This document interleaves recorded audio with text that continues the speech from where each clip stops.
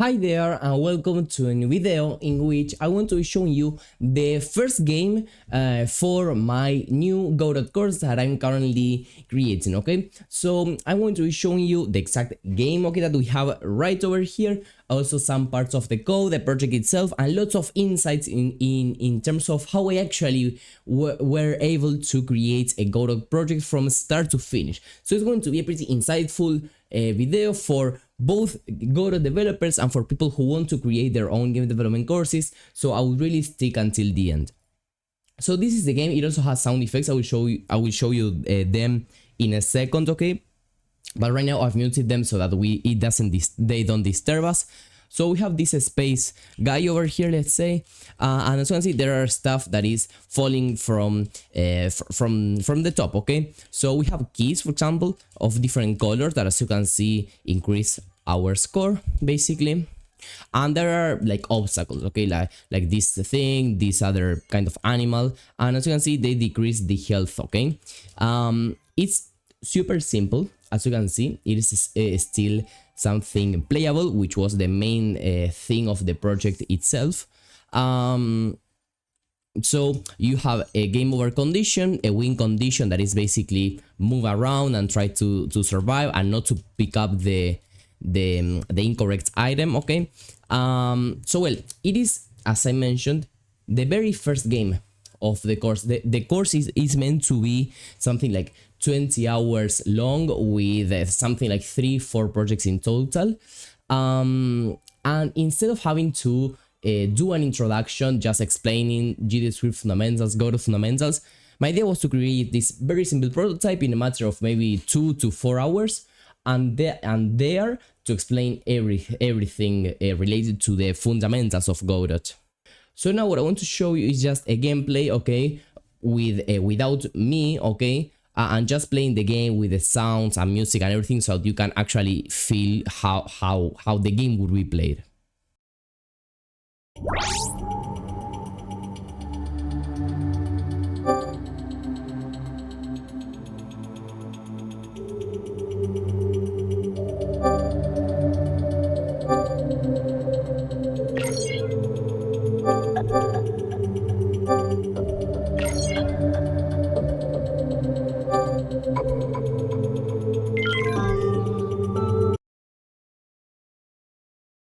So indeed there you are able to take a look at it a little bit. It's super simple. There are still lots of things that could be made better. For example, there are no ways of recovering lives, and overall there is stuff missing or stuff that could have been made better, okay? But once again, remember, this is just like, let's say, one of the projects that we're going to be creating in the course, just as an introduction.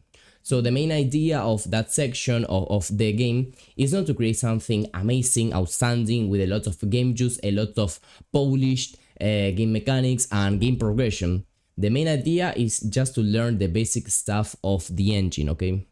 And before getting to the code, I want to super quickly go over how I was able to kind of organize everything, or how I'm organizing everything. I'm using this tool that is basically called Notion, okay? I think that we should be able to see the actual name somewhere, but you can take a look at it. Notion, right there. This is a productivity app. I have many things besides the game development and the channel, okay? So I organize my entire life here, and it's super easy to use and understand, okay? So I have here the different courses that I've created. So this is the one that I'm going to be publishing soon, probably. Master Godot 4, build your own 2D and 3D games. That's the main idea, creating a comprehensive course in which we basically cover both 2D and 3D game creation in something like 20 hours of content. I do want it to be more than 20 hours of content, because it's like the standard length for these kind of courses. So like a full guide to a developer that wants to learn Godot. And well, lots of courses they focus just on 2D, and others maybe just focus on 3D, but I have not personally seen lots of Godot courses covering both in just one course. So I have some basic information here of the course in this kind of toggle, okay? So it should be more than 20 hours of content, let's say 3 projects, 2 2D and 1 3D. This is an approximate, okay? It may really depend. And then for the projects themselves, this should be outside of this initial toggle, okay? So let's actually try to fix it. So check how easy it is to fix things in Notion. So I will just grab this, put it over there, then hide it, and I will put it below. This is H1 and this is H2, so let's actually make it into an H1 as well. So this is just the very basic information. And in terms of the projects, well, here I have like the 4 project ideas, okay? An introductory project, okay, avoidance game, that is the one that we have just seen, and the other 3 I have not created them yet. I'm going to be sharing the progress in these videos. So a casual 2D mobile game, a simple RPG, and a 3D first person shooter, FPS, okay. And the only thing that I do over here is just in super simple bullets, okay, describe a little bit about the game over here. I do tend to use ChatGPT, for example, to help me come to ideas or to game descriptions, okay, it's really helpful for that. So well, and also I save there the assets that I want to use. So for example, I tend to just look in Kenny or itch.io for the assets, okay, and I just save the links over there for me to start actually creating the game. And well, the rest is quite simple. So I have here the main idea, some stuff that I may want to make sure I mention when I'm recording this, and then once again the assets. In this case, well, I have to combine assets from different packs, so it's a little bit more complicated than the introductory project, as you can see. And also like some notes here while I'm teaching the course to remember, okay. Well, you can see that the structure itself is quite similar, okay. As they are simple games, I don't require to create beforehand like a super complete game design document or anything like that. I just want to write here in Notion like the very basic idea, and then I quickly get to code. And if while I'm coding I come across like an interesting idea or whatever, I just do it, okay. So the main idea of the Notion page here is to just have like a very basic idea, and then if I want to add things as I go, I will. And the same thing here, okay. Then for the curriculum, as I code the game in Godot, I start writing down the different lessons. So for example, the first one, well, would be the introduction, then setting up the projects in which the student would import the assets. Well, then I directly went ahead and created the player scene. So at the same time that I was creating the Godot game, I thought, okay, which would be the best path for the student to follow? And I said, okay, yes, let's start creating the player. So I wrote in Notion, creating the player scene, for example. And then I went ahead in Godot and I actually did that, created the player scene. Once I had it set up, I thought, okay, what else do I want to have? So for example, after creating the player scene, which would make sense, for example, would be to create the ground. Because actually here in the creating the player scene, I would actually include the character movement script to make the player actually move. But in order to move, we also need the ground. And actually here I could split it up into 2 different parts or 2 different lessons. That's something that will be determined while I am recording, okay? That's not something that I can plan beforehand. And that is basically the flow that I followed, okay, throughout the game creation. And also, if I wanted to tag some resource or whatever for some specific lesson, I would just put it over here in red or orange or whatever, for me to remember to upload it to the platform, okay? So quite simple, as you can see. The most important thing here, at least for me, is to try to work fast and efficiently.